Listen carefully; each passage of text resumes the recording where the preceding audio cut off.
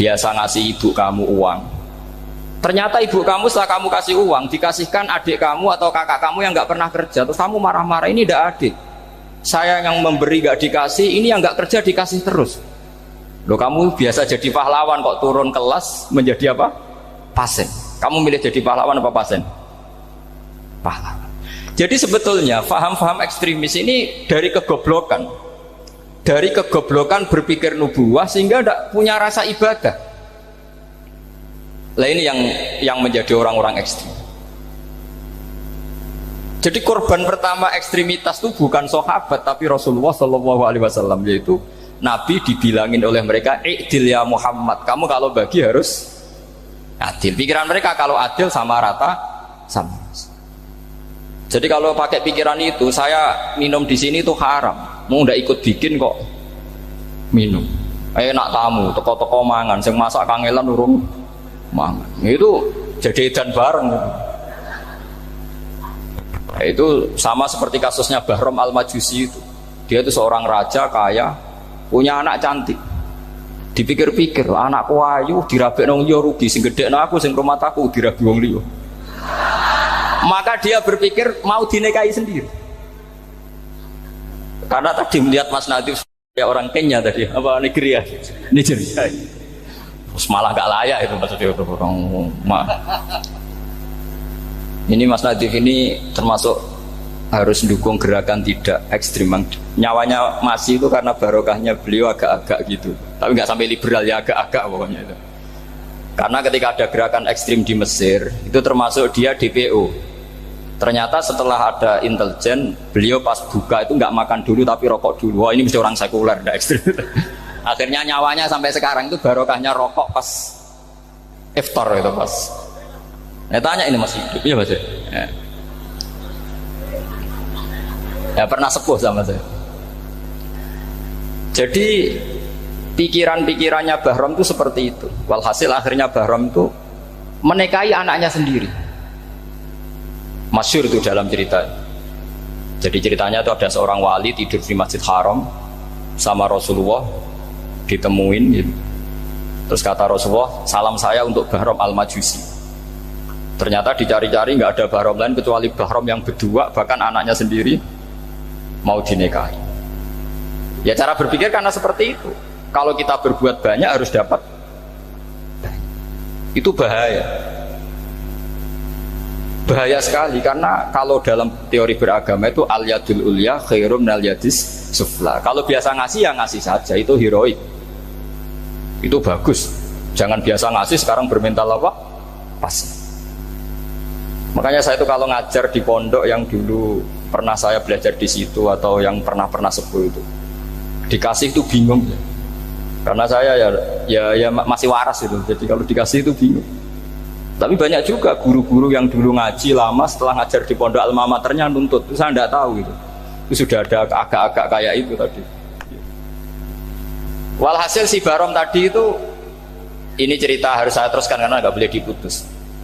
Dapat salam dari Rasulullah, ternyata dibalik nakalnya dia itu pas mau bulan pertama, malam pertama itu ada seorang janda sepuh ke situ, ganggu dia tentu ya. Ketika dikejar pulang lagi sampai 3 kali. Dia tanya, kenapa Bu kamu begitu? Katanya, saya ini anak-anak saya kelaparan, kalau saya pulang anak-anak saya nangis minta makan, saya ingin minta Anda. Tapi setelah saya ingat Anda ini majusi, saya mukmin, saya mukminah, saya pulang. Ya sudah Bu, kamu di rumah saja, nanti saya kirimi makan. Dikirimi sendiri, padahal dia seorang raja, orang kaya. Barokahnya itu dia dikasih tobat sama Allah. Dan paginya ketemu tamu yang mengirimkan salam dari Rasulullah SAW. Akhirnya Bahram ini menjadi muslim. Tapi intinya berpikir seperti tadi itu salah, bahwa kalau saya berjasa banyak harus mendapat apa? Ini cara berpikir orang-orang Khawarij. Begitu juga era Sayyidina Umar, era Sayyidina Utsman, Ali, itu juga ngalami orang-orang yang ekstrim. Misalnya begini, saya contohkan korban-korban ekstrim yang real. Sayyidina Ali itu masyhur, dia punya musuh besar namanya Muawiyah. Karena permusuhan ini tidak bisa dihindari. Jadi kalau dalam fikih Islam ini anak-anak saya ajari fikih. Kalau orang mukmin membunuh orang mukmin itu hukumnya dosa besar apa kecil? Besar. Itu di bab kisos. Tapi orang fikih itu unik. Di fikih itu ada kitab sial namanya. Di takrib ada kitab sial. Dan di situ ada penjelasan mangkutila duna malih fahuwa syahid. Orang yang dibunuh karena membela hartanya atau keluarganya, itu dia mati syahid. Kalau dia posisi membunuh, maka malingnya atau penjahatnya muhaddarun damu, nggak punya hak nuntut kisos karena dia anggap nggak ada artinya darah. Nah sekarang begini, suatu saat ada garong ke rumah Anda, ingin membunuh Anda karena ingin mengambil harta Anda. Anda ingin ingat status mukminnya atau status garongnya. Terus kamu mau dibunuh diam aja, saya tidak mau membunuh orang apa? Mukmin atau membunuh orang muslim. Nah, kesulitan yang dialami Sayyidina Ali seperti itu. Orang-orang Khawarij cara berpikir enggak, Ali ku geblek. Wong mukmin kok pengen mateni mukmin. Muawiyah ya geblek pisan, wong mukmin kok pengen mateni orang mukmin. Padahal suasana sudah kacau. Ketika seorang penjahat mau membunuh yang punya rumah dan yang punya rumah ingin membunuh penjahat, itu namanya mukmin bentrok sama orang mukmin. Apa orang benar sahibul hak ingin mempertahankan haknya? Tidak sampai saya tanya. Itu sahibul hak, yaitu yang punya rumah ingin mempertahankan haknya. Meskipun dalam duel ini kadang terjadi pembunuhan. Nah di sini ini ya, ulama ahli sunnah menyebut masalah ijtihadiyah. Kelompoknya Sayyidina Ali mempertahankan nyawanya meskipun dengan cara membunuh pasukan Muawiyah. Pasukan Muawiyah juga mempertahankan nyawanya meskipun harus membunuh pasukan Ali. Zaman itu susahnya ijtihad seperti itu. Tapi orang Khawarij cara berpikir enggak, ini biang keladi masalah itu Ali sama Muawiyah. Akhirnya mereka malah rapat, ya sudah dua-duanya bunuh saja. Ya masyhur itu, akhirnya Sayyidina Ali dibunuh oleh orang Khawarij. Makanya ini penting ya, pentingnya ngaji seperti ini. Jadi kamu harus dilatih berpikir nubuwah. Ya dilatih berpikir apa? Nubuwah, disebut al ulama warasatul anbiya. Meskipun dengan cara yang ekstrim, tapi pikirannya saja, jangan perilakunya. Saya punya contoh sekian kasus, sekian tragedi. Misalnya begini, saya itu dulu punya teman, dia soleh, bisa baca Fathul Mu'in. Dia itu janggal, bilang sama saya, Gus, tidak biasanya Rasulullah itu agak-agak nyindir orang fakir. Ini kok ada hadis kadal fakru ayakuna kufur, bahwa kefakiran itu mendekati apa? Kekufuran. Dia itu aneh sekali. Biasanya tidak biasanya Rasulullah kritik seperti itu. Walhasil ini singkat cerita, anak ini ngalami satu trauma. Dia itu miskin. Gara-gara miskin gitu jadi burunya orang non muslim. Dan sering disuruh nganter majikannya itu ke tempat-tempat lokalisasi. Dia mulai mikir, ini gara-gara fakir saya harus nganter orang ke lokalisasi. Mulai ingat dia, Sodaqah Rasulullah, ini gara-gara fakir saya jadi pengantar orang ke lokalisasi. Suatu saat majikannya itu benar-benar bangkrut, malah tidak disuruh nganter, pokoknya cari ikan yang cantik bawa sini. Pusing, waduh. Nah, dia akhirnya walhasil lari terus keluar. Terus dia cerita betapa ekstrimnya fakir, sehingga gara-gara fakir saya harus jadi penolong orang yang mau apa maksiat. Anda boleh berpikir ekstrim, tapi ekstrim dalam melawan kemungkaran, yaitu tadi, saya nggak boleh jadi fakir, tapi takutnya fakir yang nanti jadi alat kemaksiatan. Imam Ghazali juga punya contoh seperti itu. Imam Ghazali pernah marah besar ketika tren di Baghdad itu orang belajar fikih semua. Hatta la yakuna thamma tabibun illa min ahli dhimmah, kata beliau. Sampai di Baghdad itu tidak ada dokter kecuali orang kafir dhimmah. Akhirnya kalau ada ulama sakit, saya masih ingat pas kecil, kalau ada ulama sakit itu tidak boleh dibawa ke rumah sakit. Takutnya ketemu dokter muslim, non muslim malah disuntik langsung apa? Mati. Akhirnya ulama saat itu berfatwa, orang Islam harus ada yang jadi dokter. Banyaklah gus-gus yang sekolah kedokteran. Yang masyhur ya seperti Sahal bin Abdul Fattah. Itu dulu putranya Ki Fatah yang menolong Mbah Mahfud saat sembunyi. Saking idolakannya Basal, anaknya dinamakan Sahal, tapi dia jadi dokter spesialis bedah. Begitu seterusnya urusan negara. Dulu itu orang jabat itu tidak boleh, karena jabat itu dekat dengan syubhat, dekat dengan haram. Tapi gara-gara pejabatnya non muslim, kalau bikin aturan ya ala non muslim. Ulama akhirnya sadar, andikan kita yang jabat pasti tidak seperti itu. Bisa bikin perda ini, bisa bikin pelaturan begini yang menguntungkan Islam. Nah, jadilah banyak pejabat yang sekarang muslim. Tempat-tempat maksiat diobrak-abrik sama Satpol PP macam-macam. Kita untung. Tapi kalau orang-orang khawarij pikirannya pokoknya pejabat itu dekat dengan haram, dekat dengan syubhat. Padahal dengan kita jabat bisa bikin perda atau apa yang menguntungkan Islam.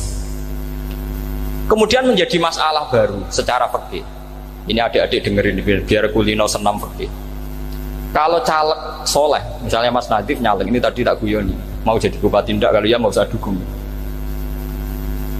Jadi misalnya gini ya, Zaid sama Bakar, misalnya Bakar itu orang soleh, mau jadi calon lurah. Dia tahu kalau dia lurahnya kampung lebih baik. Kalau yang jadi ini Zaid, itu kampung itu rusak karena dia suka dugem, suka macam-macam. Kemudian Zaid ini pasti jadi karena beli suara. Misalnya per kepala itu dibeli 50.000. Bakar ini kalau nggak beli suara kalah. Padahal dengan kalahnya Bakar artinya kemenangan kemungkaran. Itu zaman era Fathul Mu'in, muridnya Ibnu Hajar Al-Hitami. Ibnu Hajar muridnya Abu Zakaria Al-Ansori itu fatwa. Yang soleh ini wajib beli suara, bukan boleh, wajib beli suara. Nah, tapi ini namanya tidak nyuap, perlu dicatat. Ini namanya tidak nyuap. Jadi tidak bisa kamu kaitkan misalnya ar-rosi wal murtasi finnar. Yang nyuap maupun yang menerima suap adalah sama-sama di neraka. Tidak bisa seperti itu, karena logikanya dibalik. Sekarang Bakar ini beli suara itu untuk membeli kebenaran, untuk mengawal kebenaran. Zaid beli suara untuk menopang kebatilan. Berarti namanya Bakar ini penyuap atau pembeli kebenaran? Pembeli kebenaran. Harus dibedakan. Nah, ini pentingnya ulama. Memang nyatanya seperti itu. Yang dikatakan nyuap, riswah itu adalah membayar uang li'ibtolil haqqi, untuk membatalkan kebenaran atau membenarkan kebatilan, itu namanya nyuap. Tapi kalau mengeluarkan uang untuk menghakkan barang hak dan membatalkan barang batil, itu namanya uang perjuangan. Nah, ini pentingnya mikir. Jadi ulama itu mulai dulu sudah berhati. Nah, sekarang sudah banyak orang-orang khusyuk yang biasa di masjid khusyuk. Kalau ditanya zaman akhir rusak kabeh, wong soleh-soleh wis nyuap. Kalau orang soleh ini tidak nyuap ya tidak jadi. Kalau nggak jadi mereka nggak ada yang jadi DPR, nggak ada partai Islam, habis malah Indonesia. Saya itu punya kenalan banyak pakar-pakar di Jakarta, itu cerita saya, Pak Bahak. Indonesia itu solusinya gampang. Kita ini punya Bali, punya Batam. Itu kalau Bali dimakaukan, Batam dikayakan Hollywood. Amerika kaya itu bukan karena hebat, pornografi dijual, tinju di Nevada itu dijual, di Las Vegas dijual, apa saja dijual. Kok tidak kaya itu gimana? Sementara Indonesia mau aur-auran gitu, sungkan partai Islam. Sebenarnya Indonesia gampang, kalau ingin kaya Bali itu dikayakan Hollywood atau dikalahkan Makau jadi kota judi, Batam dijadikan kayak Las Vegas. Itu transaksinya pasti triliunan. Orang gamane wong muda dijual, judi dijual, orang tinju dijual. Tapi gara-gara ada partai Islam, nyari rumus solusi ekonomi itu yang tidak seperti itu. Akhirnya kangelan, akhirnya rapati sugih. Tapi barokah, tetap barokah partai apa? Yang menangnya caleg-calegnya rata-rata ya beli. Kalau tidak beli habis. Saya bukan menghalalkan nyuap, enggak. Kalau nyuap tetap haram ila yaumil qiyamah. Tapi kalau suratul masalah seperti ini kamu mengatakan suap, itu beda. Ini suratul masalah yang tidak ada kaitannya dengan suap. Asal lawannya batil ya. Kecuali lawannya sama-sama hak. Dua calon di kampung itu soleh sama soleh. Ini yang soleh bayar nggak boleh, karena siapapun yang jadi soleh itu nggak boleh. Makanya kalau cari musuh yang dolim biar halal ya. Iya, saya pernah ditanya seorang dosen, Gus, saya ini kalau baca sejarah perang Badar atau perang Uhud, yang saya tidak nerima itu satu. Kenapa setiap ghanimah harta orang kafir dan istrinya orang kafir kok disita orang Islam, dan yang perempuan jadi amat kemudian juga digauli orang Islam, yang hartanya orang kafir juga jadi asetnya orang Islam, kok kayak garong. Dia tanya seperti itu sama saya. Terus saya jawab, kalau sampean ada garong dan kemudian bawa senpi, senjata api, kemudian garong Anda, penjahat Anda lumpuhkan, ya senpi itu harus Anda kembalikan. Monggo penjahat ini kagungan jenengan beto wangsul, karena ada milik Anda, harus dikembalikan. Wah, tidak bisa Bapak, kalau saya kembalikan pasti dipakai jahat lagi, dipakai kriminal lagi.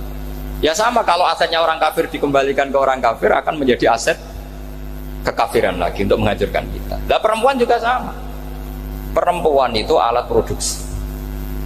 Jika perempuan tadi dikembalikan ke orang kafir, maka kamu menolong populasi orang kafir. Ya seperti itu. Paham ya? Makanya disita dalam perang loh ya, tapi dalam perang yang legal. Nah itulah kenapa amat halal. Makanya di Quran itu illa ala azwajihim aw ma malakat aiman. Paling enggak itu masih ada ulama atau pemikir atau ustadz siapa saja yang bisa memahami logika apa? Islam. Nanti kalau ulama ini sudah meninggal, orang akan mencibir Islam dengan cara mengatakan Islam itu jahat, yaitu menyita hartanya orang kafir dan istrinya orang kafir setiap kali terjadi perang. Karena pemikiran ini pasti sama-sama kutubnya sama-sama ekstrim. Jadi ini penting saya katakan. Makanya masyhur itu perdebatan Sayyidina Ali dan Muawiyah ini. Ini saya kutip sedikit. Ini ya sama-sama berpikir ekstrim, tapi ekstrim yang baik. Walhasil dalam satu kerja bakti di Masjid Kuba, itu ada sahabat namanya Ammar. Ini di depan umum, ini penting. Kalau dalam ilmu hadis di depan umum ini penting, karena nanti menjadi mutawatir. Beda dengan hadis yang Nabi ngendikan sama 1-2 sahabat, namanya hadis ahadi. Di depan umum Nabi guyon gini sama Ammar, ya Ammar waihak taktuluka alfiatul baghiyah. Ammar, kamu ini nasib kamu itu agak sial, karena nanti yang membunuh kamu itu kelompok yang tidak benar. Alfiatul baghiyah itu kelompok yang tidak benar. Itu disaksikan sekian sahabat. Walhasil suatu saat Ammar ini ikut perang dan ikut pasukannya Ali dan terbunuh oleh pasukannya Muawiyah. Seneng Ali. Walhasil Ammar ditemuin sama Ali. Ya Muawiyah, al-ana dhuhara bi anna fi'ati haqqun wa fi'ataka baghiyah. Sekarang kelihatan siapa yang benar. Saya yang benar, kamu yang salah. Kenapa? Karena Ammar kelompokku dan terbunuh oleh kelompok kamu. Padahal kata Rasulullah yang membunuh Ammar adalah kelompok yang salah. Tapi Muawiyah pintar sekali, dia jawabnya gini, laula kama kutila Ammar. Ammar terbunuh karena bela-belain kamu. Kalau kamu tidak nyuruh dia perang juga gak terbunuh kan. Jadi kamu ikut andil terbunuhnya siapa? Ammar. Tapi apa kata Sayyidina Ali? Idzan qatala Rasulullah Hamzah. Kalau teori itu Anda pakai, Rasulullah pun membunuh Hamzah. Sekarang Hamzah perang karena suruhan siapa? Rasulullah. Yang membunuh Hamzah siapa? Wahsy. Kalau teori itu Anda pakai, berarti Rasulullah pun membunuh Hamzah. Terus fasa kata Muawiyah, Muawiyah diam. Jadi fikih pun tuh diputuskan lewat pikiran ekstrim, tapi bukan ekstrim yang merugikan orang lain. Ya, kalau merugikan orang lain namanya sudah la darara wa la dirar, dia menyalahi aturan itu. Makanya saya pernah ngaji di sini dulu ketika tahun kemarin. Fikih Islam itu punya rumus, itu ya gara-gara pikiran ekstrim sebetulnya. Saya pernah nyontohkan adalah orang tuh kalau sholat jenazah itu mayitnya di depan, itu ulama fikih tidak ada yang punya alasan, mau hanya bilang gini, hakadha wajadna salafan wa khulafan. Mulai dulu kalau nyolati mayit ya jenazahnya di depan, ya hanya gitu saja, tidak punya alasan. Makanya ulama lain mengatakan tidak apa-apa jenazah di belakang, yang sholat di depan. Kenapa? Fa innaha laysat bimanzilatil imam. Memangnya jenazah imam harus di depan? Itu ya tidak ada yang bisa bantah. Bagaimana mungkin harus di depan? Oh tidak, imam kok harus. Yang harus di depan itu imam, jenazah itu imam apa enggak? Enggak. Terus alasan kedua, sholat ghaib. Kalau ada orang mati di Surabaya, Mas Nadib di sini, sholat ghaib boleh enggak? Boleh. Jenazahnya di depan apa belakang? Di belakang kan? Berarti harus nggak jenazah di depan? Ya dia mau ngakeh yang jelas kalau itu. Lah ini contoh-contoh kecil. Nah orang Khawarij itu orang yang paling tidak mau menerima otak-atik seperti itu. Akhirnya jadi goblok bareng tadi. Ya makanya Rasulullah pun jadi korbannya Khawarij. Muhammad kamu harus adil. Karena pikiran mereka adil itu yang memberi banyak ya dapat banyak. Kalau pikiran nubuah tidak seperti itu. Kalau yang biasa memberi, biasa heroik, biasa baik ya biar tetap biasa memberi. Jangan dilatih jadi apa? Fasih. Ini mungkin adik-adik juga agak keberatan, tapi harus dilatih. Makanya saya itu jadi kiai itu ya mulai kecil anaknya kiai butuh kiai. Saya itu yang mulang itu senang. Saya tidak pernah terlintas dikasih santri atau dihormati ya enggak. Mungkin sampai mati agak terlintas. Ya pikiran saya sederhana. Biasa mulang pahlawan malah sekarang pasien itu malah kayak cemen, kayak turun kelas gitu. Jadi saya terus ya enggak kepikiran sama sekali. Loh kalau saya minta sama Allah karena itu atasan saya. Makanya ada ulama yang ekstrim gini, ini kisah nyata. Ada ulama alim datang ke seorang raja. Rajanya ini soleh padahal. Ternyata pas raja itu berdoa, ya Allah saya kasih ini. Padahal ulama tadi itu mau mengajukan proposal. Mau minta apa gitu. Terus dia pulang ketika ditanya, Pak Kiai kenapa pulang? Ternyata raja itu minta zat yang sama yang saya mintai. Kalau raja saja masih minta, ngapain saya minta raja? Saya akan minta zat yang dimintai raja. Terus pulang dia. Wah itu ya pikiran ekstrim, tapi bagus ekstrimnya. Saya akan minta zat yang dimintai raja. Kalau sampean kan enggak, uteke saya les, sholat dinteni, tetap jalo. Oh kok orang mikir seperti itu? Mang wis salah didik, salah gitu tadi. Nah, ini harus dilatih.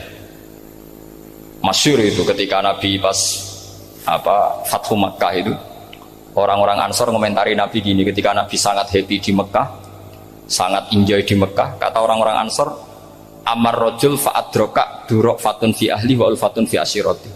Namanya orang pasti happy kalau di kampung halaman. Jangan-jangan Rasulullah itu nanti hidup di Mekah lagi, karena Mekah sudah dikuasai orang Islam. Beliau pasti kangen sama keluarga, sama Mekah. Tapi ya sama, ketika Rasulullah mulai mengasih-ngasih itu, orang-orang Quraisy dikasih banyak, orang Ansor juga pikirannya seperti itu. Baru orang Ansor dilatih pikiran nubuwah, yaitu tadi mereka itu dapat kambing, dapat sapi terus pulang. Kamu mendapat saya, milih mana? Milih Rasulullah Shallallahu Alaihi Wasallam. Sekarang kamu saya balik, kamu punya kiai, kamu bisa memberi hadiah, memberi beliau. Suatu saat kiai anda ini kaya raya, terus sering ngasih orang-orang yang nggak pernah berjasa, kamu nggak pernah dikasih. Itu kalau pakai pikiran Khawarij, kiai ini salah karena ngasih orang yang tidak berjasa. Tapi kalau kamu pakai pikiran nubuah, enggak. Alhamdulillah saya tetap istiqomah memberi kiai itu, dan alhamdulillah nggak dibales. Semoga balasannya di akhirat. Ya sudah seperti itu. Kalau pakai pikiran gengsi tadi seperti itu, masa biasa memberi sekarang posisi diberi, saya rak turun kelas. Jadi sebetulnya pikiran ekstrim itu boleh, tapi untuk yang seperti ini bukan ekstrim yang tadi. Makanya ini disebut al-hujjat. Al-hujjat itu satu logika yang bisa mematahkan asumsi awal. Ini saya harap santri-santri matolek putra maupun putri berpikir seperti ini, sehingga sama. Jadi misalnya sekarang dibalik, kalau ada orang NTT yang masih non muslim, itu orang kafir yang harus dibunuh atau orang kafir yang harus didakwai? Mesti pikirannya itu, kalau Nabi itu ya semua yang didakwai Nabi dulu orang kafir. Nah ketika Nabi di Mekah itu pertama ketemu orang kafir itu dibunuh atau didakwai? Didakwai. Ya berarti pilihan sekarang ya didakwai bukan dibunuh. Nah soal perang itu perang itu beda dengan membunuh. Ada janjinya, ada macam-macamnya, terus nggak ada solusi, itu baru ada perang. Jadi kalau sudah dibalik-balik gitu, makanya kata ulama-ulama, Khawarij itu pasti salah. Pasti salahnya adalah kalau orang tidak benar ya dibenarkan, bukan dibunuh. Kalau setiap orang kafir dibunuh, Nabi kapan jadi nabinya? Karena orang kafir habis. Jadi metode bil hikmati ada, metode hasanah ada, karena orang kafirnya sudah mati. Terus pertanyaan kedua, kalau Nabi harus ekstrim ngapain? Yang ngawal Jibril, halnya Israel lebih efektif. Jadi kalau sama-sama ingin ekstrim, Nabi itu nggak usah dikawal Jibril, kan nggak efektif kan? Harusnya yang ngawal itu siapa? Israel. Kan nggak repot ya. Nah, jadi saya mohon ini saya cerita. Jadi korban pikiran ekstrim itu bukan siapa-siapa. Pertama itu Rasulullah. Akhirnya Rasulullah menjelaskan, ya beginilah cara berpikir nubuwah. Jadi saya kira demikian. Nanti mungkin kalau ada tanya-tanya, ada pertanyaan. Yang jelas kalau seputar ekstremitas itu bisa latihan. Ya, sebenarnya bisa latihan di fikih. Karena fikih ini cerminan dari pikiran ulama. Ya, cerminan dari pikiran apa? Ulama yang tidak tekstual. Ya, seperti gini ya. Tasaddaqa Rasulullah so'an min tamrin au so'an min aqidin. Ketika zakat fitrah itu Rasulullah mengeluarkan satu sok tamar. Tamar itu kurma. Kalau menurut tekstual berarti zakat fitrah harus pakai kurma. Tapi semua ulama sedunia mengatakan kuti ahlil balad. Artinya dalam konteks Indonesia ya pakai apa? Beras. Berarti kata tamar diganti kut. Diganti apa? Kut. Jadi orang itu jangan diajak goblok bareng. Masa Nabi ngendikan tamar harus apa? Tamar. Makanya saya pernah debat. Pak Nabi itu cingkrang. Kenapa orang-orang itu rata-rata tidak cingkrang? Saya bilang, Nabi itu hidupnya di Mekah. Kenapa Anda hidup di Indonesia? Iya, Nabi itu hidupnya di Mekah. Terus saya tanya lagi, Nabi itu hafal Quran, kamu udah hafal? Saya hafal Quran. Kalau cingkrang gampang, karek ngetok kata saya. Ya, kalau ada sunnah Rasul, Nabi hafal Quran enggak? Hafal kan? Berarti kalau ikut sunnah Rasul, hafal Quran. Jangan cingkrak tok, ya hafal apa? Ya sama poligami juga gitu yang tadi diceritakan Mas Nadif itu. Nabi itu poligami setelah Khadijah meninggal. Apa mereka mau nunggu istri pertama meninggal? Kalau ingin persis loh, kalau ingin persis nunggu istri pertama meninggal. Ah iya. Nggak mau juga kan? Ya biasa saja lah. Pokoknya yang dihalalkan syariat ya kita bilang halal, yang diharamkan kita bilang apa? Nggak usah sok suci sunnah Rasul. Saya punya banyak cerita. Abu Bakar itu dulu sering menghindari sunnah Rasul. Dulu Rasulullah itu kalau ada orang minta ya dikasih. Ketika era Abu Bakar bikin Baitul Mal. Ketika ditanya ini zaman Rasulullah tidak ada, kata Abu Bakar, huwa Rasulullah. Beliau itu Rasulullah. Mau nggak di-manage ya negara tertib. Umar bikin pasukan itu diangkat negara. Kalau dulu zaman Nabi yang ikut perang bahaya, yang tidak perang namanya munafik. Era Umar tidak, militer itu ditunjuk. Dia digaji pakai Diwanul Murtaziqah. Ketika ditanya kenapa tidak kayak Rasulullah, huwa Rasulullah, mau tidak tertib pun tetap negara stabil. Karena ada karismanya. Jadi kadang-kadang dalam banyak hal itu kita malah tidak boleh persis Rasulullah karena kadang banyak khususiyah. Yaitu contoh yang paling masyhur di fikih ya kayak Nabi itu nikah 9 itu khususiyah. Dalam strategi juga sama. Dalam strategi memanage negara juga sama. Banyak sahabat yang punya ide yang zaman Nabi itu tidak ada. Ketika ditanya, kenapa tidak persis Nabi? Katanya, huwa Rasulullah. Ya Rasulullah itu meskipun seperti itu, meskipun tidak tertib secara rasional, tetap dikawal wahyu. Makanya negara baik-baik saja. Kalau saya ini hanya Abu Bakar, kalau tidak ya repot. Umar ya sama, bikin Diwanul Murtaziqah. Utsman juga sama, di-manage negara. Sayyidina Ali juga di-manage. Kalau Nabi tidak. Tapi tidak apa-apa, karena ada karisma. Sama tak cerita nih, masalah zakat yang masyhur. Orang paling bakhil sekalipun, paling kikir sekalipun itu zaman Rasulullah bayar zakat. Karena pikirannya setelah zakat dikasihkan Rasulullah mendoakan. Khudh min amwalihim shadaqatan tutahhiruhum wa tuzakkihim biha wa sholli alaihim. Inna sholataka sakanul lahum. Era Abu Bakar enggak. Sorry ya Abu Bakrin, dulu kita zakat sama Rasulullah karena didoakan beliau. Kamu hanya Abu Bakar, saya tidak mau zakat.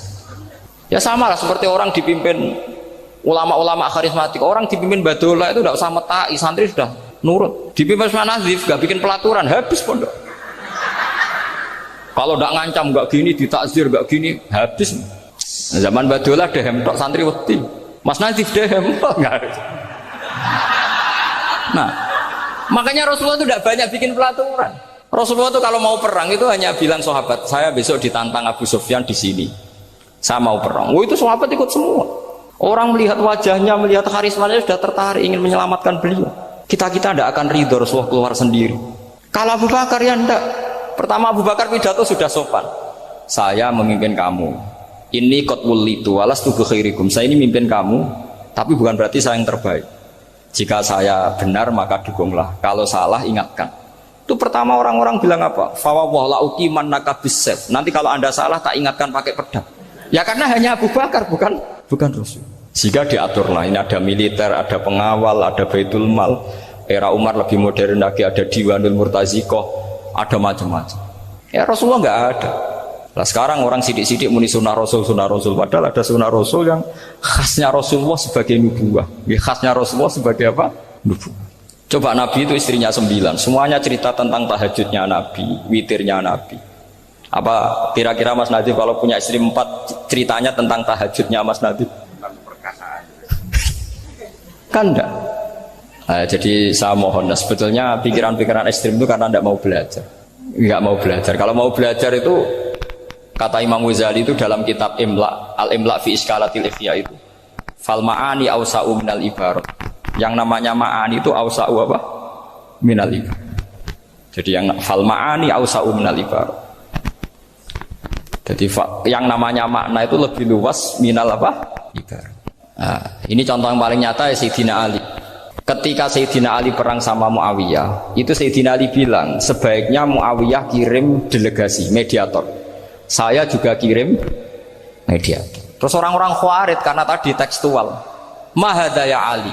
Ini apa ya Ali? Lam yujad fi kitabillah. Aturan mediator itu tidak ada di Quran. Bahwa kalau kita perang harus ada mediator itu tidak ada. Terus Sayyidina Ali baca ayat wa in khiftum shiqaqa bainihima fab'atsu hakaman min ahli wa hakaman min ahliya.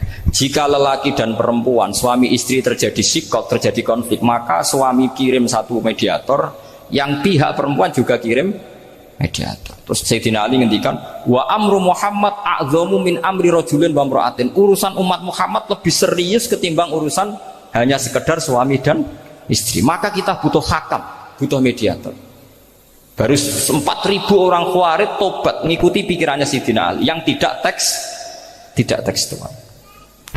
Sama seperti zaman Rasulullah.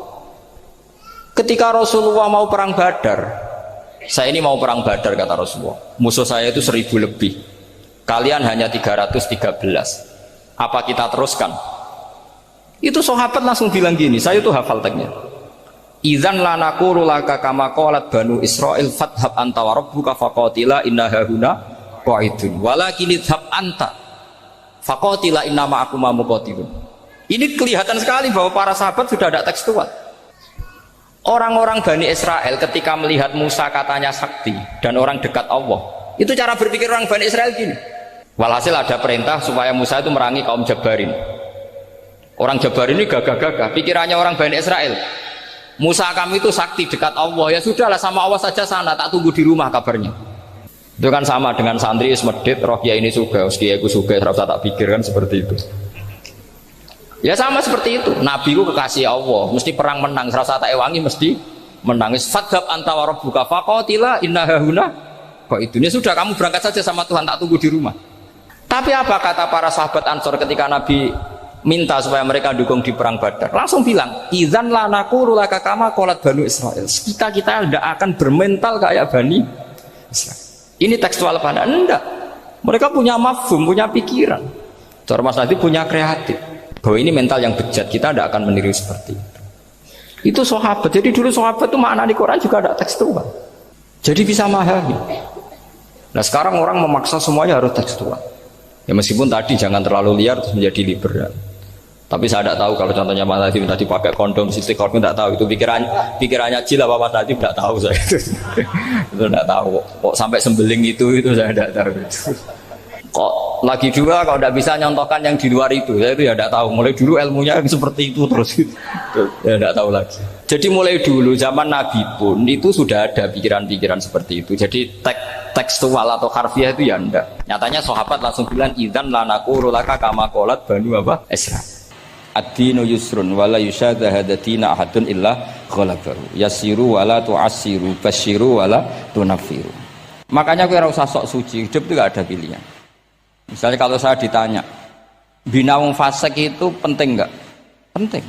Tapi kancanan wong fasik ku haram, mari katut. Kowe kancanan wong fasik ku haram, mari katut fasik. Ti ngembarno wong fasik umat Rasulullah ya haram, umat Nabi kok mbarno. Kancanan yo haram, ngembarno haram. Lah terus piye, Gus? Ya ora piye-piye. Ayo saiki misalnya kowe ngembarno wong ayu tiba ning dalan, haram to ora? Haram. Terus mbok gendong, haram to. Hidup itu tidak banyak pilihan. Jadi dilema dari guru-guru dilema. Makanya apa ya seperti itu istafti qalbak takokno atimu. Motive nulung iku nulung apa sahabat? Ya sudah seperti nggak ada pilihan. Motivem kancanan wong fasik iku mergo enak kancanan wong fasik. Delok dangdut pantes apa ya pantes. Apa motifmu didik? Ayo rata-rata ke kancanan fasik motifmu didik apa enak kancanan fasik? Enak. Haram berarti itu. Ya seperti itu. Memang banyak sesuatu yang apa? Makanya banyak ulama ngendikan banyak perilaku duniawi yang menjadi amal ukhrawi karena niat. Juga sebaliknya banyak perilaku ukhrawi yang akhirnya menjadi duniawi juga karena niat. Makanya niat itu diatur sedemikian rupa. Nah, ini juga sama. Duduk tasahud akhir. Ayo, duduknya dulu, duduk tasahud baca sholawat. Itu satu paket. Makanya al-atasek wal asir wal hadi asar at-tasahud wa qu'uduhu wa sholat ala nabi sallallahu alaihi wasallam. Fatasahudu mongko tasahud wa qu'uduhu lan lungguh tasahud.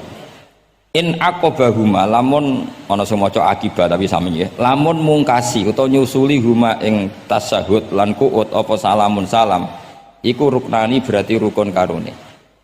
Jadi tasahud yang diakhiri salam itu berstatus rukun. Berarti tasahud awal berstatus sunnat karena tidak diakhiri salam. Jadi nak wonten tiyang traweh kok 4 rakaat langsung salam itu enggak bisa dikatakan batal karena statusnya tasawuf awal nopo sunnat. Yeah. Tapi kalau traweh itu sudah monggo kalau traweh itu sudah menjadi alamiah, jadi biasanya ulama berdebatnya begini, ini dengerinnya. Kata taraweh itu alamiah apa implementasi dari Qiyamul Lail? Ayo jawab. Traweh itu alamiah apa implementasi dari Qiyamul Ramadan? Kalau kamu katakan Qiyamul Ramadan, maka ada orang traweh langsung 4 rakaat tanpa tasahud awal, harus kamu katakan sah karena tasahud awal berstatus sunnah. Tadi kan dikatakan tasahud yang wajib itu yang diakhiri salam, berarti tasahud awal sunnah. Di mana-mana kalau sunat boleh ditinggalkan. Yeah. Tapi ada ulama yang agak ekstrim mengatakan begini cara berpikir, tarawih itu alamiah. Alamiah artinya yang dikatakan tarawih, yang dikatakan tarawih adalah sholat 2 rakaat dengan 1 salam. Paham ya? Artinya kalau 4 rakaat dengan 1 salam itu namanya tidak tarawih.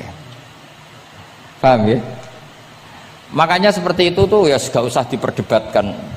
Seperti gini, sampean kalau sholat witir aku yakin akeh sing batal, cuma pangeran maklumi. Aku yakin akeh sing batal tapi pangeran maklumi. Jadi disahno, kenapa sah? Dimaklumi Allah Subhanahu wa taala tadi. Kamu kalau witir kan 2 rakaat dulu. 2 rakaat setelah itu. Sekarang pertanyaan saya, ketika 2 rakaat kowe niat tembi. Wong niate witir kok genep. Ya kan apa lah pertanyaannya begini, ketika rakaat ini minal witri kemudian orang ini ternyata nggak nerusno sing sak rakaat, itu sah sebagai witir apa sholat biasa? Loh ada nih kok murid temu beling-beling ya modelnya itu mau rasa ya. Tapi ya apa kagak zaman akhir ya sahabat.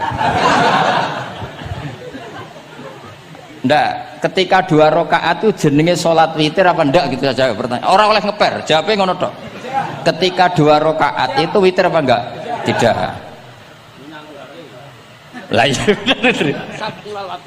Lah iya ikut paket witir. Berarti niatnya sampean gini, ya Allah saya sholat 2 rakaat, ini paket witir loh Gusti.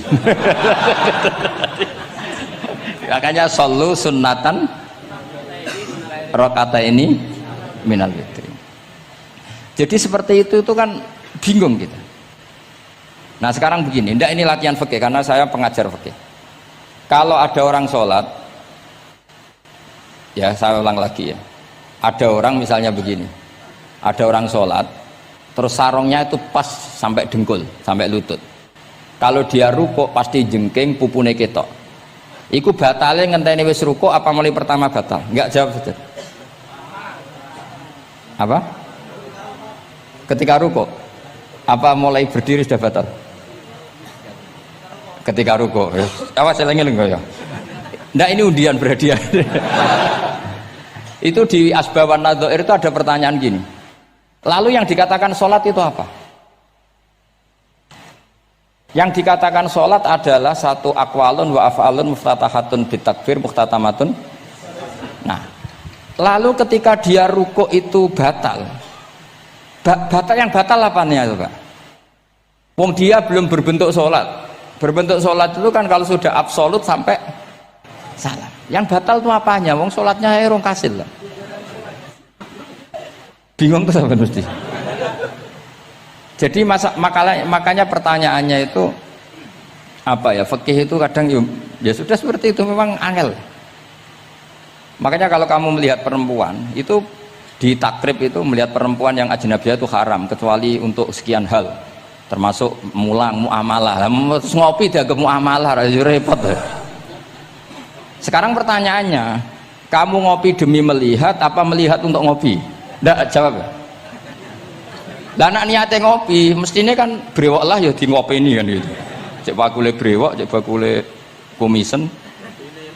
Kopi nah kira-kira agak haram itu mesti begini. Saya sama Habib Ali jalan ke Jakarta terus ngantuk ngopi.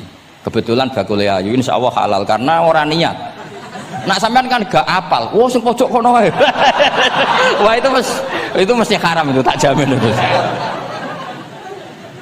Goblok ngopi kok ning kene ning kono wae. Kalau saya sama Habib Ali enggak. Jadi ya Habib, mlaku-mlaku ngantuk ngopi. Kebetulan bakule ayu. Ya terus wong kene wong saleh ya cepet ya ini bahaya iki. Nak pas umat saleh ya gitu. Kalau enggak pas wah cocok ya. Lah mulai ngomong cocok itu masalah kan. Makanya pertanyaannya itu yang halal itu nazar li taklim apa taklim li nazar? Apa? Nah, mbok kowe sing muni. Jadi itu masalah-masalah fikih memang.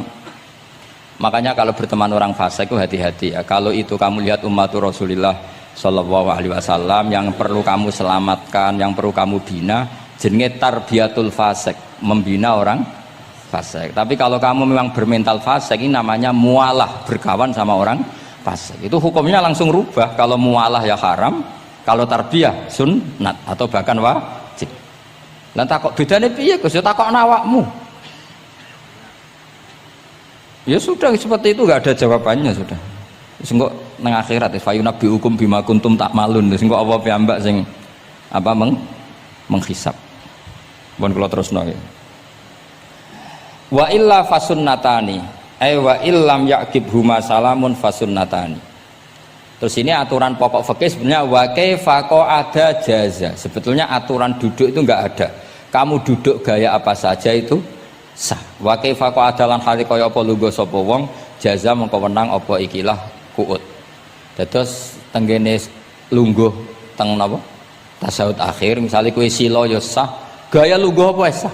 Meskipun ya rada kurang ajar, mau sholat arang-arang wae kok. Tapi secara hukum sah. Jadi misalnya wonten wong desa terus kadang tasyahud akhiru sikile rada mlekang, kadang wis pokoke wa kaifa ada jasa. Jadi pentingnya ngaji ngeten iki paling gak nglahirno husnudzon bahwa aturan duduk itu gak ada. Misalnya aja mentang-mentang sampean khusuk lungguhe bener terus nek ana lungguh rontok metintang sithik, wah iki gak sah. Gak tau ngaji. Kowe sing ora tau ngaji maca wa kaifa ada jaza. Aneh-aneh. Kowe sing ora tau ngaji wa kaifa ada jaza. Enak ora tau ngaji malah nuduh. Iso wae sing lungguhe ora bener ku wali malah lara wae. Meskipun agak-agak ya ora. Ono wali kok lungguhe ngono. Tapi nek misale wali tenan kualat sampean. Wa kaifa ada jaza. Terus hukum itu penting. Sehingga kalau sampean haji tenggene Mekah niku salat itu mau macam-macam. Kula sing nganti saiki iskal tapi wis ora iso protes niku lho, Beb. Wong kuat ngadeg nggawa kursi nak salat kok lungguh. Nak teng Indonesia wong salat lungguh rak ngentosi bener-bener lemah. Neng Arab gak kuat gawa kursi, salate lungguh. Engko nang ngarep iku sofa kosong, kursine digawa. Ya lungguh meneh. Batinku lungguh kursi ngalor idul kuat kok salate. Nak teng Jawa iku anggere ngape mati jek salat ngadeg. Kursi nenteng. Jadi ya kalau mboten ngerti nih. Ada lagi yang orang Arab, mungkin Arab Bedui. Itu kalau ada yang nelpon, itu teleponnya dijupuk. Jap soli. Kalau aku dong ditakoki, Gus iku madzhab apa? Aduh, mayo ketoke madzhab goblok. Apa disalahno iku wong Arab? Wong Arab. Ora disalahno iku. Akhirnya debat. Soli iku pirang huruf?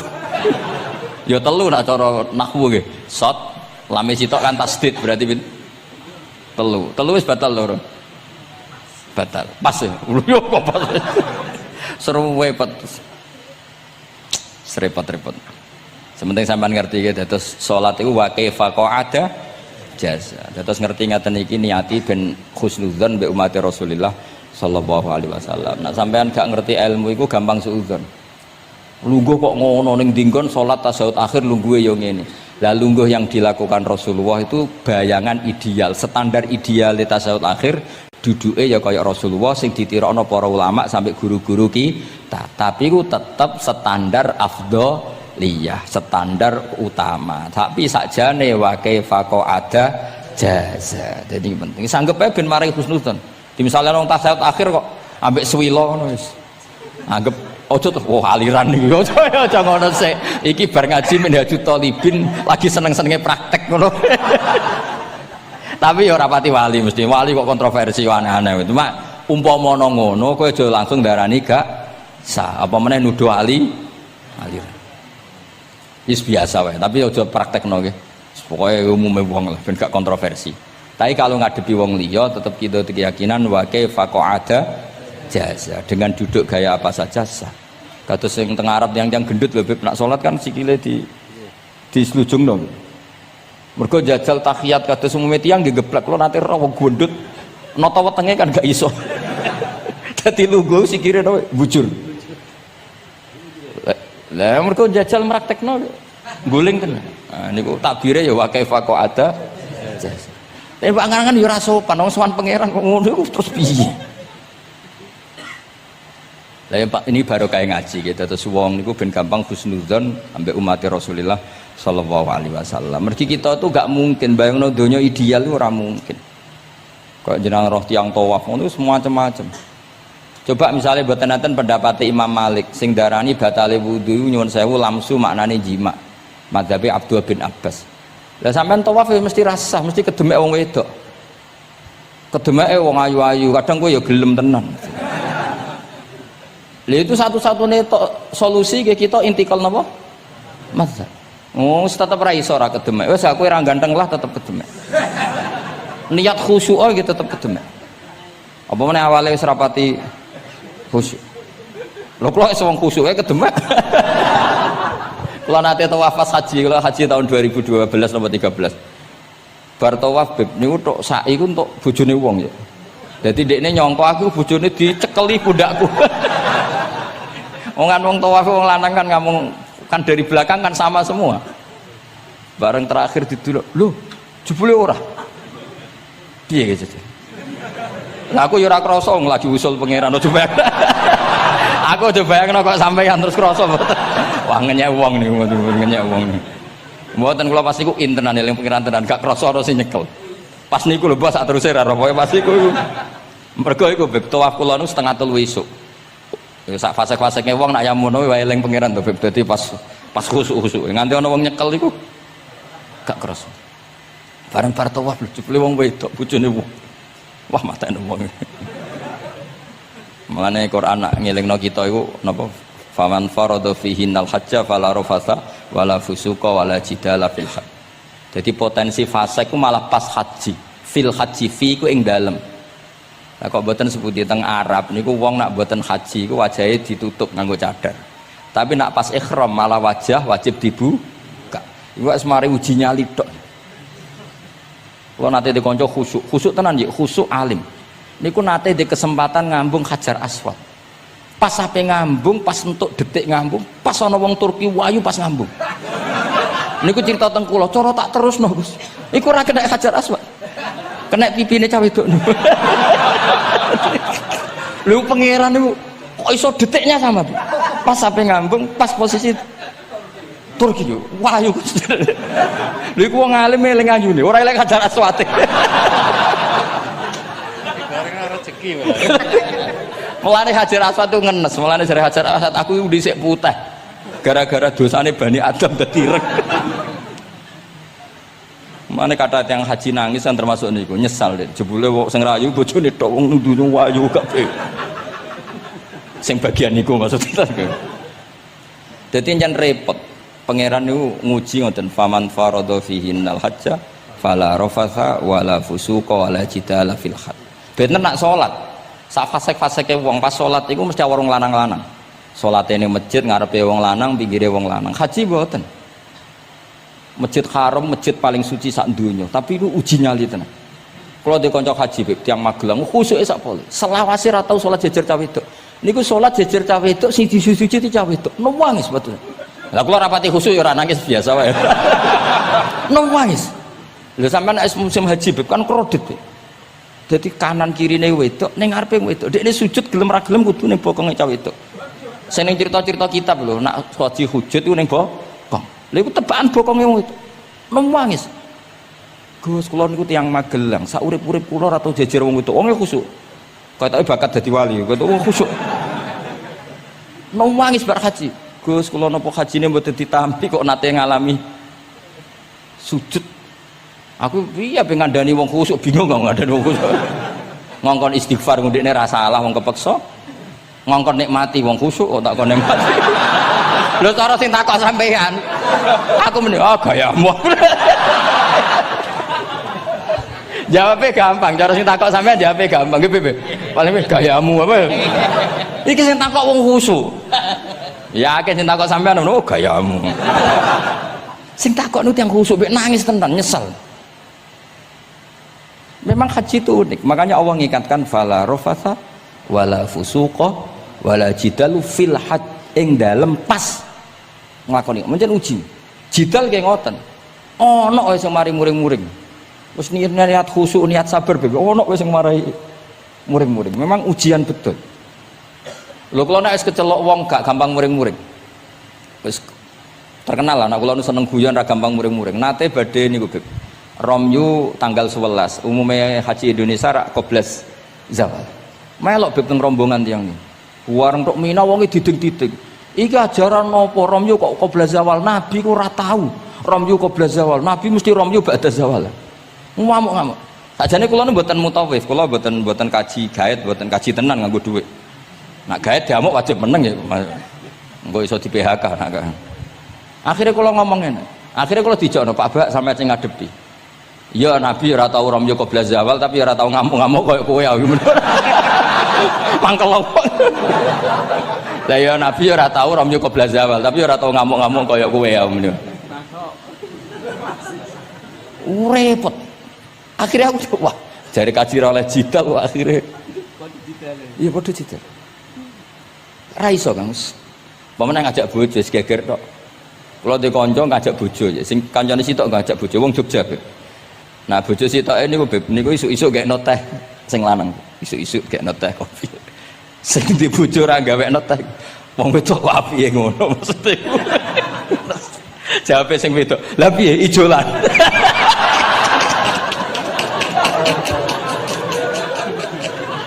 Dadi wong lanang kok kadang spontan ku kan yo kacung.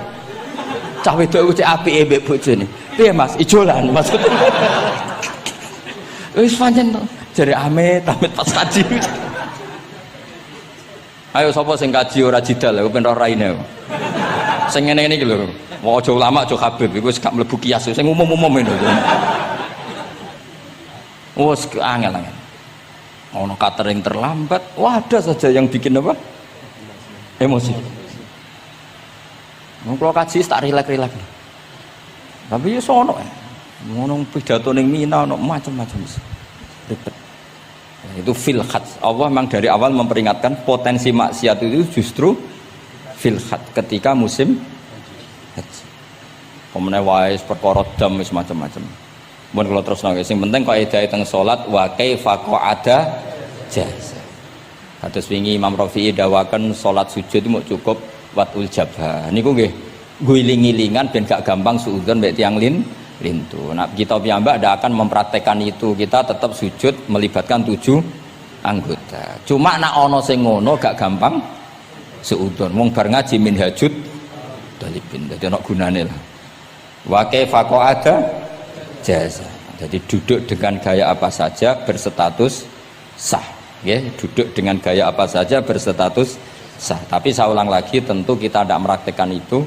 Kita duduk tasyahud awal gederekno para guru, tasyahud tsani gederekno para guru. Cuma status hukum wa kaifa qa'ada jaza, dengan duduk gaya apa saja sah. Karena kita tidak pernah tahu. Ana wong duduke mingkrang jebule mbok salahno, mbok takokno jebule udunen kan ya ora roh. Salat kok modele ngono ku model apa? Jebule wonge napa? Udunen. Utawa wonge bar digi panjen sikile ra iso ditekuk, bareng mbok amuk. Salat kok ujug-ujug, bar gipan lho gipan. Kan ndak pernah tahu, makanya ini butuh perangkat hukum. Jadi wong alim butuh itu khazanah hukum supaya agama ini luas. Ad-dinu yusrun wala yusyadahadatina ahadun illa ghalabahu. Yasiru wala tu'assiru, basyiru wala tunaffiru. Mun kula terusna. Wa yusannu lan den sunatna fil awali ing dalam tasyahud awal apa al-iftirasu lugo iftiras. Mun sampean ngerti niku. Fayajlisu ala ka'bi yusrahu wa yansibu yumnahu wa yadau atrafa asabihi lil qiblah. Wa fil akhir at-tawarruku wa kal iftiras lakin yukhriju yusrahu min jihati yamini wa yulsiku warikahu bil ardi. Ini ora usah diterangno nggih karena apa? Ya sudah pokoknya seperti yang sampean praktekkan, itu yang tasyahud awal jenenge napa?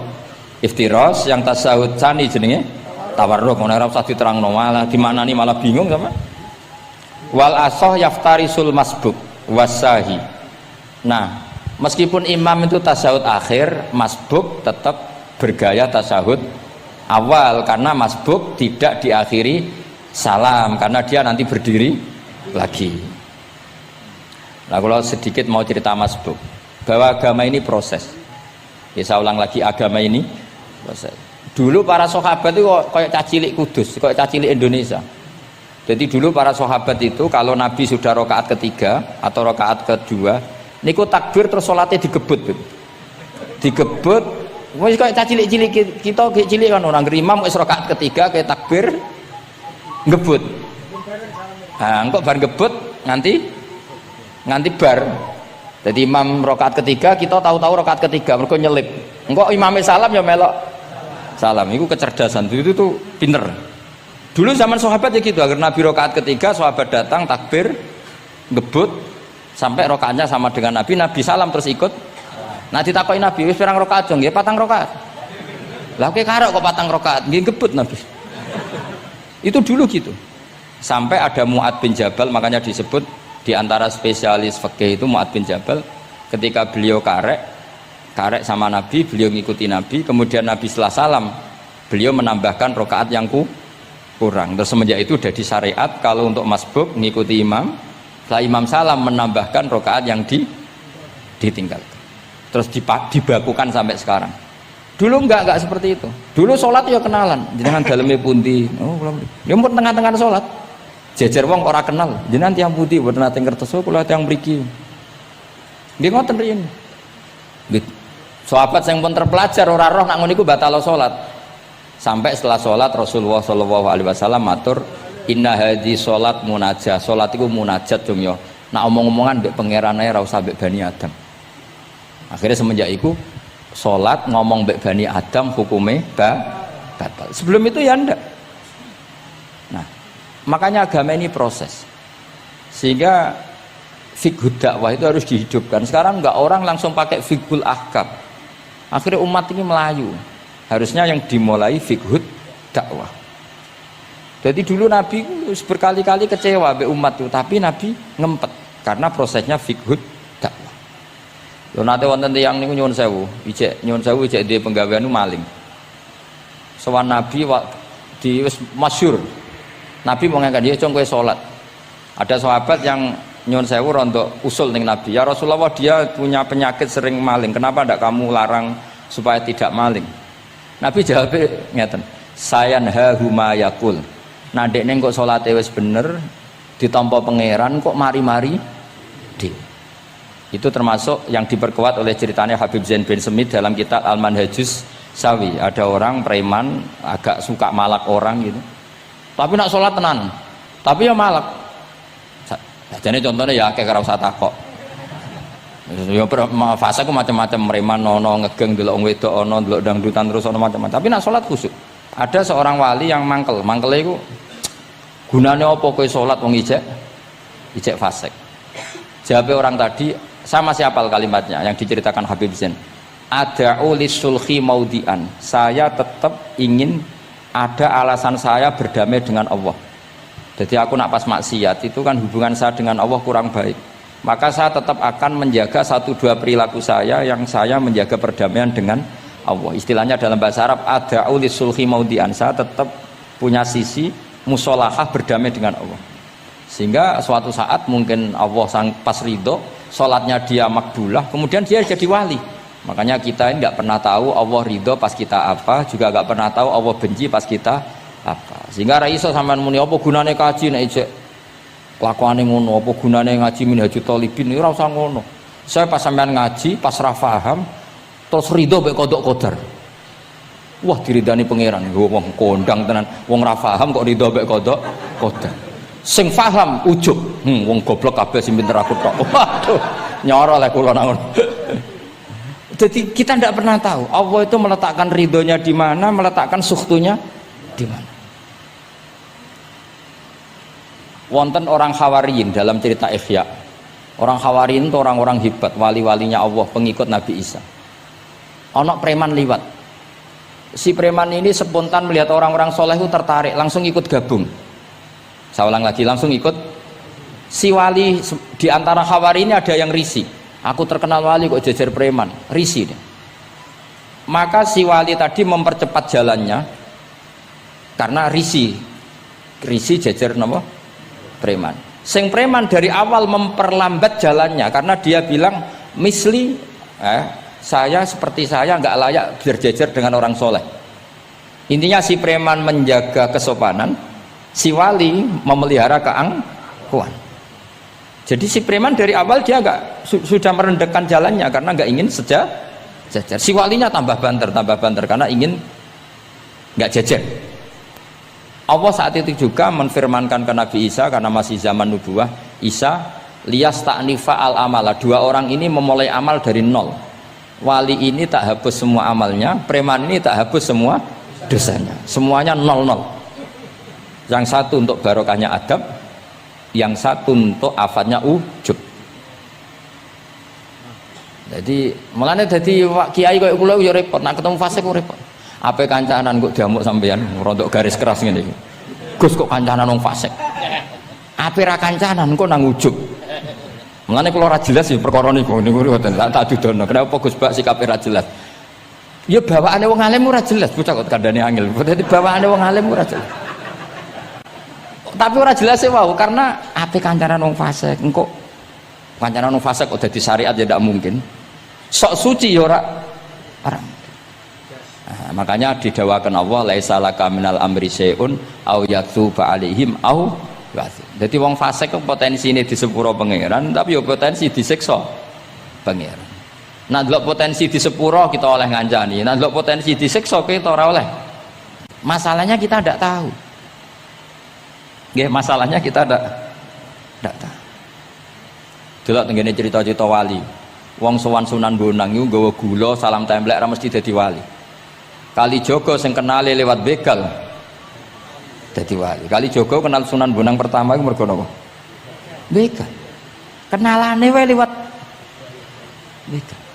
Tapi malah dadi wali.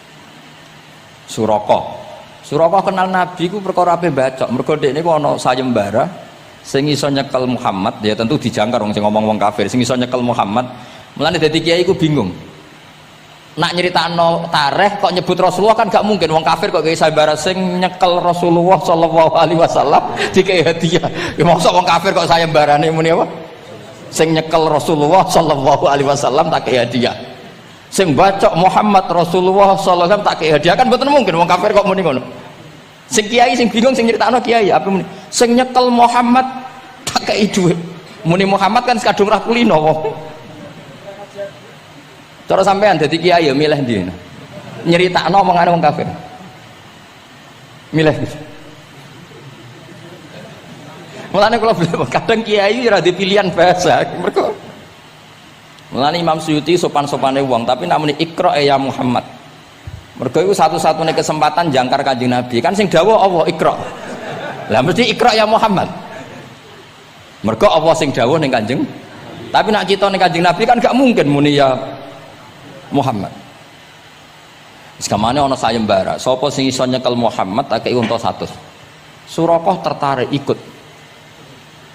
Tapi barokah iku, barokah kesalahan itu malah roh mukjizat Rasulullah sallallahu alaihi wasallam. Ketika ape baca napa ambles sampai pentel. Lha iki awale salah niate ya salah, tapi pangeran ngersakno untuk hidayat. Barokah salah iku roh mukjizat Rasulullah sallallahu alaihi wasallam. Ya ora roh donya iku ora roh. Ana wong saleh sak labah amen jamaah sampai diarani hamamatul masjid. Tapi ceritanya seperti itu akhirnya semalane donga ya muqallibal qulub tsabit qalbi ala dini, kita tidak pernah tahu. Ya sudah seperti itu. Paham ya? Tapi ya kita tentu ngikuti syariat wa kullun muyassarun lima khuliqalah. Mohon kula terusno. Qultu al asah ad-dhammu.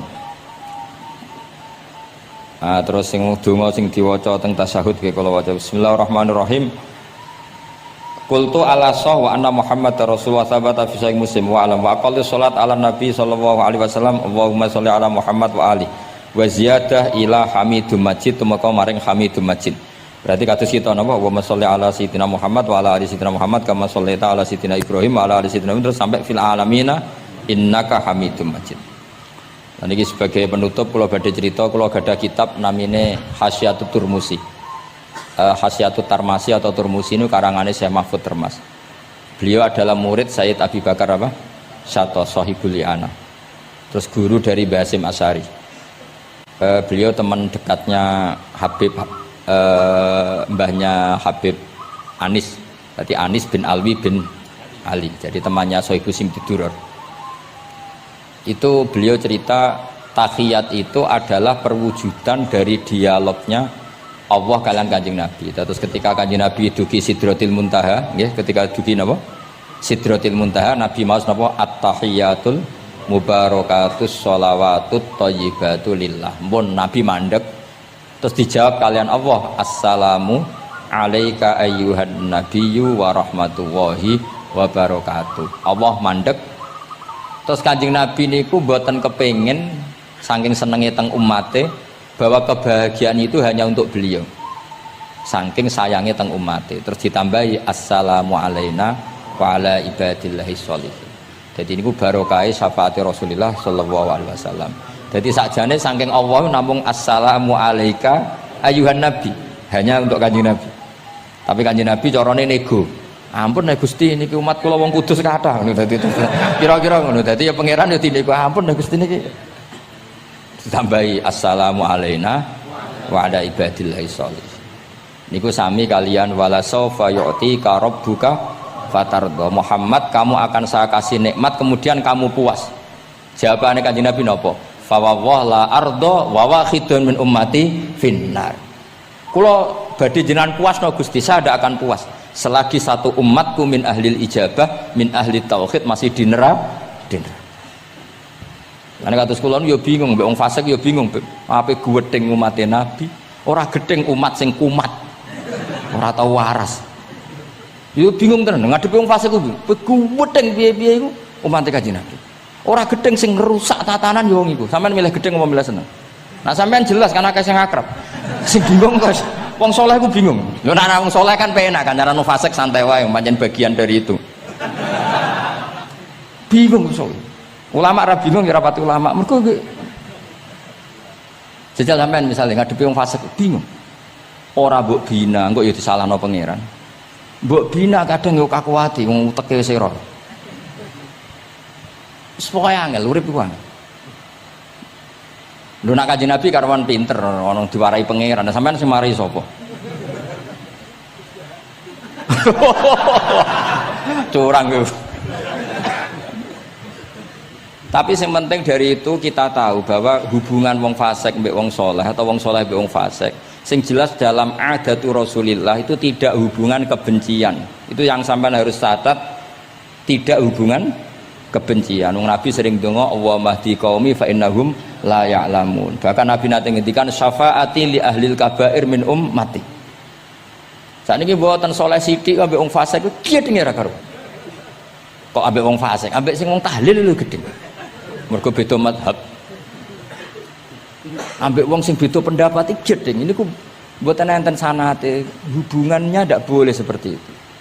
Hubungan bainana wa bainal mukminin adalah at-tawaddud, saling mencintai. Itu soal mangkel ya bawaan manusa lah.